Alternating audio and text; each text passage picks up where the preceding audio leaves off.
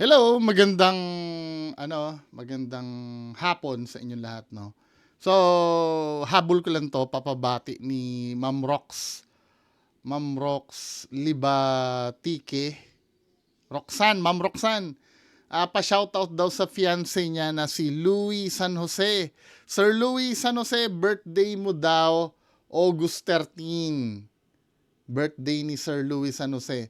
Galing po sa fiance niya na si Ma'am Roxanne Libatike.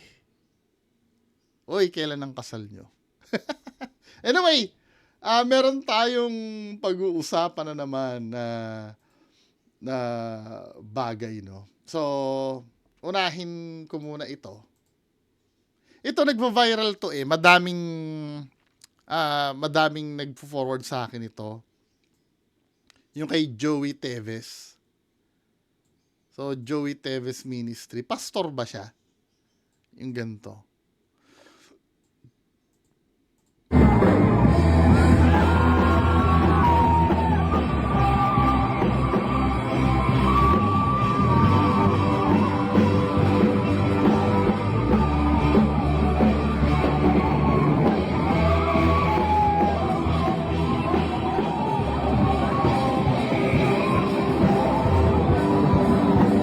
Ang hindi makatumba yung may karga-kargang bata, no? Pati yung cameraman. Alam ko may tawag dito eh. Maraming natatawa, no? Ako din, natatawa din naman ako. Pero alam ko may tawag dito eh. Yung parang way nila yan para ma-feel yung ano ba yun? Basta ma-feel nila yung power ng something. Ganon. Sa akin, nakakatawa, pero feeling ko, kung yan naman yung way nila para ma-express yung faith nila, no?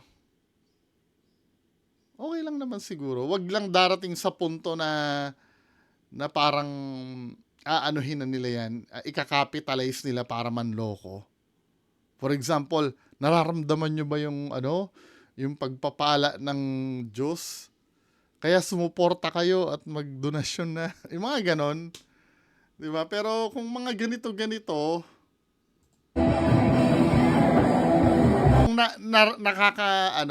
ano nga yung feel good chemical sa katawan? Serotonin ba? Kalimutan ko na eh. Kung nakakapag-release naman ng serotonin nila yan, or kung ano yung feel good chemical na yun na idudulot sa katawan, feeling ko wala naman siguro masama kung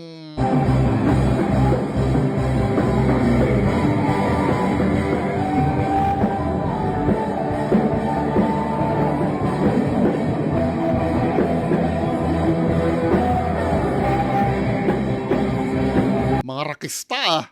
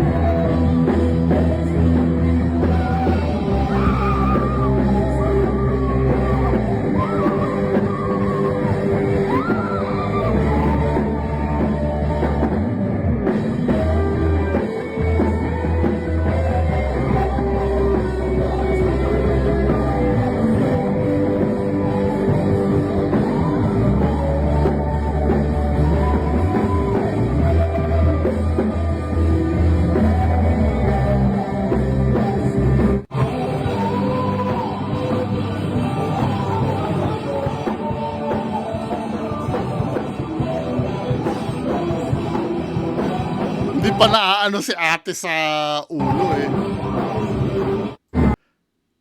Kung halimbawa, yung regarding sa faith, no? Yung, para lang, siguro yun yung way nila para maramdaman yung Holy Spirit at magbibigay sila ng kapanatagan ng loob. Okay lang naman siguro. Basta, wag na wag lang gagamitin ng ng pastor na yan para kumita yung control niya sa mga tao niya. Yun naman na hindi maganda. Yung kung para ma-express lang yung yung faith nila, walang problema naman doon. Pero kung may sobrehan na yan after, kasi ang nangyayari ganito kukunin niya yung loob, pagagaanin niya yung kalooban, tapos sabay bibigyan ng sobre. No? Well, kailangan din naman talaga ng donasyon para tumakbo yung ministry nila. Pero dapat yung pagbibigay sa kanila kusang loob yun eh. Hindi yung, oy, kusang loob ito yung envelope, kusang loob. Magbigay ka. Nanghihingi ka na rin nun. 'Di ba? Inuulit ka, hindi naman masama manghingi. Kaya lang, kasi naiintindihan ko din naman yung operations niyan eh. Mahal din yan, mag-aarkila ka ng venue. Yung mga instrument na gagamitin nyo, yung kuryente, di ba? May bayad naman kasi lahat yan. Kaya lang, kung beyond doon, yung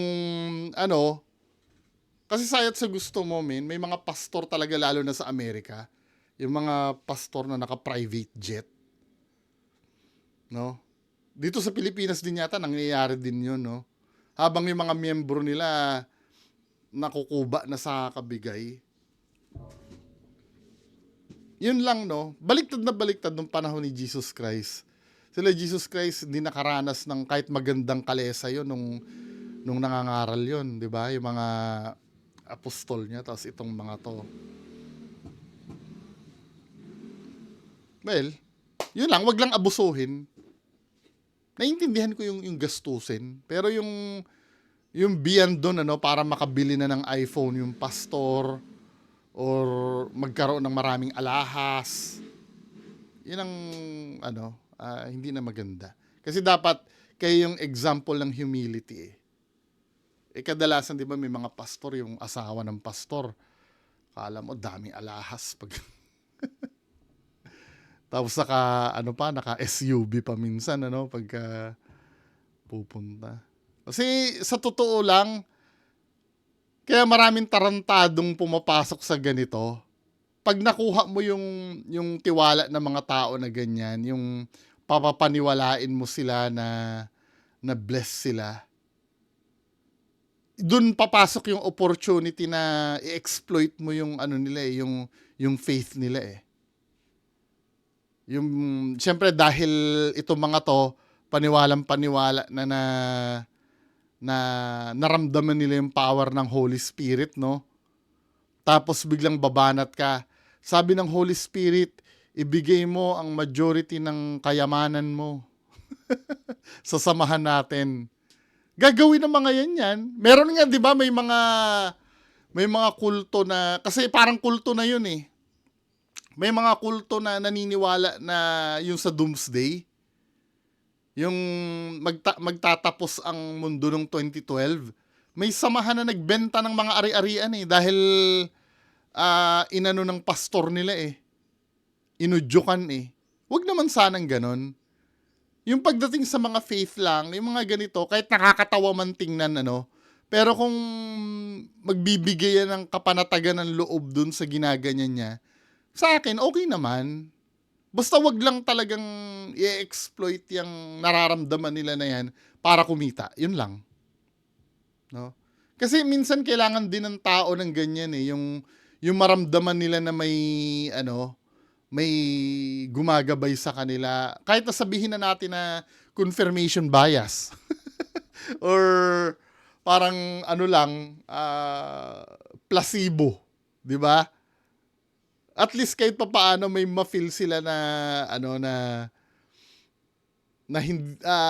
hindi sila pinababayaan. Yun lang. Wag lang i-exploit, 'di ba? O next topic na tayo. Ayoko na ma-bash ng totally kasi din niya kahit papaano naman ang layunin din naman nun magbigay ng kapanatagan ng kalooban ng miyembro. Kung hanggang dun lang, walang problema sa akin. Go ahead. Anyway, next, no? Ano ba ito? Yung kontrobersiya, nasaan na yun? Yung regarding do sa OFW na, ano, na, yung sa lounge daw, na i-close ko eh, shit. Paano kaya maibabalik yun? Wait lang ah. Ay, to. Kasi may isang post na ganire. Ngayon ko lang babasahin to kasi, syempre, mas maganda kasi reaction to on the spot. So, ito yung post na ganyan. Sabi dito, si Miss Apple, no? OFW lounge in Terminal 3 experience was horrible. I arrived in Manila August 5, 2026 at 5:30 p.m. I was so happy and excited na pumunta sa OFW lounge to have some rest after a long flight from Miami to Qatar and lay over for 8 hours in Qatar. I was so happy pushing my luggage cart going to the door, yet the lady stopped me and asked me when and what time is your flight. I said 4 a.m. po. At ang sabi niya, hindi ka pwedeng pumasok kasi malayo pa flight mo. Ang pwede makapasok dito sa lounge ay yung 6 hours before the flight. So nagulat ako at nagtanong ako, bakit po ate, hindi pa ako pwede pumasok sa lounge? Galing ako sa mahabang biyahe, pagod at antok ako. Sagot niya lang ay yun ang bagong rules namin. So tumabi ako at nag-isip at na-disappoint ako. Ba't nga naman bawal? Pumunta ako sa main entrance at kinausap ang lalaki sa may pinto at yun din ang sabi niya sa akin na 6 hours before the flight and pwedeng gumamit ng lounge. Sabi ko bakit? Kasi daw to avoid na maging crowded sa loob. So I explained my side that I was from a long flight at need ko lang naman ng at least 2 hours para magpahinga bago pumunta sa kabilang terminal. Nasa terminal to kasi yung domestic flight ko. At medyo nainis na ako at tumaas na ang boses ko. Yung lalaki pumasok sa loob at kinausap yung babae dun sa table na nakaupo at nakaharap sa laptop niya. Lumabas yung babae at kinausap ako.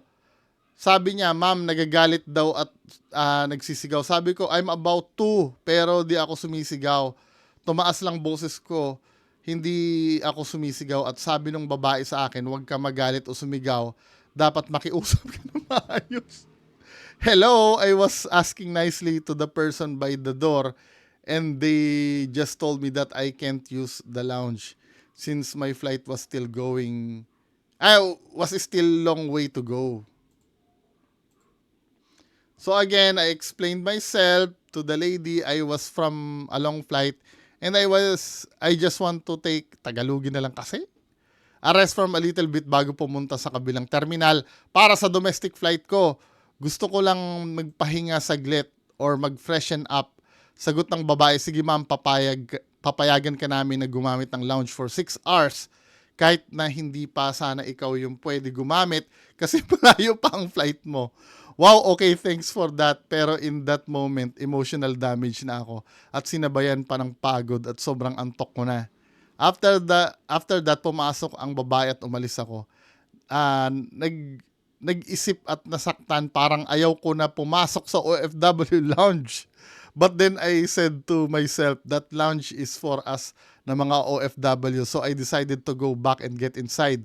Nung nasa loob na ako, hindi ko mapigilan umiyak kasi bakit kailangan ko pa mapagdaanan ng hirap bago makapasok sa lounge na yon. I was really sad. My whole flight from Miami to Qatar, then Qatar to Philippines was really okay.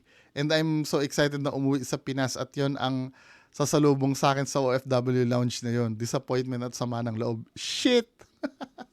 Pinayagan pala siya. Dahil na siguro tapos hindi siya tutuloy dahil nagtampo siya, then bumalik din siya. Ganyan talaga mga babae, no? Tatampo-tampo tapos papayag din naman.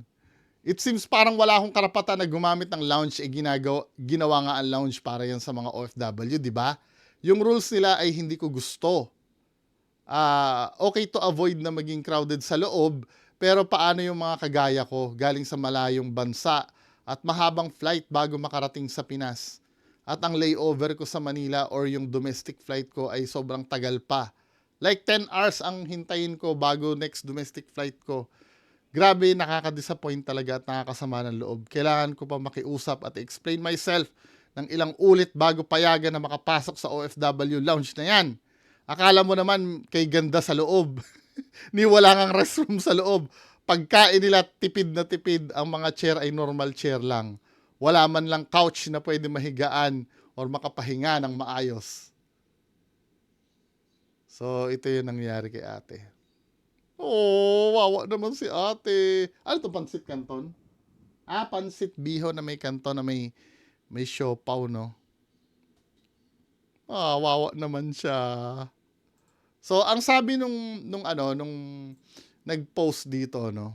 Mahaba na naman basahin to, ha? Ang sabi, ako lang ba naiinis sa post na to? Grabe yung level ng main character energy ni ate girl. May pa-crying selfies pa, nakitang-kita naman na walang luha habang nag-acting-actingan para sa clout at pampadagdag ng engagement. May 6-hour policy ang OFW Lounge para maka-accommodate ang lahat ng maiwasan ang overcrowding. Pero feeling VIP si Ante dahil galing siya sa mahabang biyahe mula Miami. Malamang nagwo-work sa cruise ship to. Hello! Lahat naman ng travelers at OFW na galing sa long haul flights bago sa biyahe. Lahat naman ng travelers daw galing sa long haul flights bago sa biyahe. Pagod sa biyahe. Sorry, mahina mata ko. Yung mga frequent users ng airline at Alliance lounges nga ay alam na may mga ganitong patakaran at entry windows. At marunong silang sumunod. Sinabihan daw siya na bakit siya sumisigaw. Sabi niya, hindi raw siya sumisigaw, tumaas lang daw ang boses niya. Di ikaw na may vocal projection, girl. Pag nagreklamo ka ng pasigaw sa staff na sinusunod lang naman ang trabaho nila. Oo nga, no? Minsan kasi, minsan ang hindi naiintindihan, kahit ako na-experience ko din to yung hindi naiintindihan ng ibang customers or ibang client na yung rules ay hindi naman ginawa nung nagpapatupad. 'Di ba? Minsan intindihin din yung ganun. Buti nga pinagbigyan siya, 'di ba? Na pumasok sa natural, tatawagin ka talagang bastos. And by the way, maraming mga ganitong entitled travelers na pasigaw-sigaw na feeling boss. Tapos may pa-emotional damage ka pang nalalaman. Nakasurvive ka nga sa long haul flight mula Miami. Tapos durog ka na agad sa simpleng patakaran sa OFW lounge. Ang malala pa nung pinagbigyan na siya at nakapasok na, nagreklamo pa kasi nagreklamo pa sa klase ng pagkain. Sa upuan na common chair lang naman daw at kawalan ng banyo. Reminder lang, this OFW lounge is free. Para sa mga OFW to, hindi ito 5-star luxury hotel na may buffet service. Kung sanay ka sa mga bonggang airline lounges, doon ka. Hindi yung maghahasi ka ng kadramahan sa free lounge. Sabi pa niya, wala man lang daw couch kung saan pwede siyang humiga. I'm a Mabuhay Miles Premier Elite, Chris Flyer Elite, Star Alliance Gold member, and even with those status, hindi pwedeng humiga at matulog sa couch na parang hotel bed. Grabe ang feeling nito. Ang mga couch o sofa seating sa mga airline lounges ay para sa mga pang-relax, pagbabasa o pang-chill lang habang umiinom ng kape o kumakain. It's not about bed meant for you to sleep katulad ng ginagawa ng ibang bansa sa mga upuan sa departure areas. Siguro feeling niya yung parang mga lazy boy na pwede ka matulog. Kahit ultra VIP o million miler ka, may strict etiquette sa mga lounges. Kapag nahuli kang nakahiga, nakataas ang mga paa sa sofa o pilit na natutulog sa pinagsama-samang mga chairs. Talagang pagsasabihan ka ng staff dahil bawal at bastos ito sa ibang elite gold members na kailangan ding umupo. Ang mga lounges na may totoong sleeping rooms, day beds o sleeping pods ay mga ultra exclusive first class lounges sa mga primary hub airports sa ibang bansa tulad ng Changi o Doha. No one in her right mind would expect this kind of feature sa isang free OFW lounge.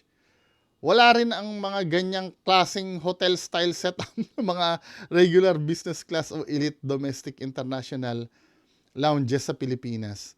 Kaya kung ang hanap ni Ante ay mahigaan at matulog ng matagalan pagkatapos ng biyahe, hindi lounge ang punta niya kundi airport hotel o humiga na lang siya sa areas chair sa airport na pwedeng matulugan. Girl, the world does not revolve around you. Huwag kasing gawing personalidad ang pagka-entitled dahil hindi bagay sa'yo. Oo nga naman, may pa-selfie-selfie siya. Pero sa kabilang banda, naka-Apple Watch siya, Diba? Bongga si ate. Pero sa kabilang banda naman, hindi, sa bagay, pinagbigyan naman siya, kahit may policy na 6 hours. Diba? Pinagbigyan naman siya, Dapat di ka na nag-post, no? Gano'n naman talaga, Buti nga, libre yung, siguro libre pa kape dyan, tapos, yung kinain mo na pinakita mo, di ka na sana nag-post. Siguro, pagod ka, kaya nasabi mo yung mga ganong bagay, pero, sana hindi ka nag-post talaga. Na ka patuloy, na publish ka tuloy sa page. Sabi ko isa, ito comment ko kanina dyan sa post ng friend ko. To be honest, entitled ka masyado, te. Nilait mo pa yung lounge. Sana pinandigan mo na lang ang pride mo. Hanap kampi ka lang sa social media, May rules, sumunod ka. Oo nga, no. Hindi, siguro, iniisip niya, pag pinost niya siguro, pagagandahin yung OFW lounge. Gagandahan ng pagkain. Kaya lang, sana maging grateful ka na lang siguro kung ano yung na doon.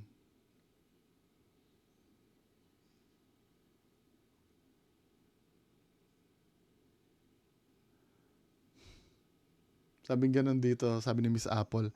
I am thankful at na pinapasok ako sa lounge. However, nasaktan lang ako at nadismaya. Kasi bakit mahirap pumasok sa lounge na dapat ay para sa mga OFW daw yan. May rules nga kasi. 'Di ba? At ginastify naman ano yung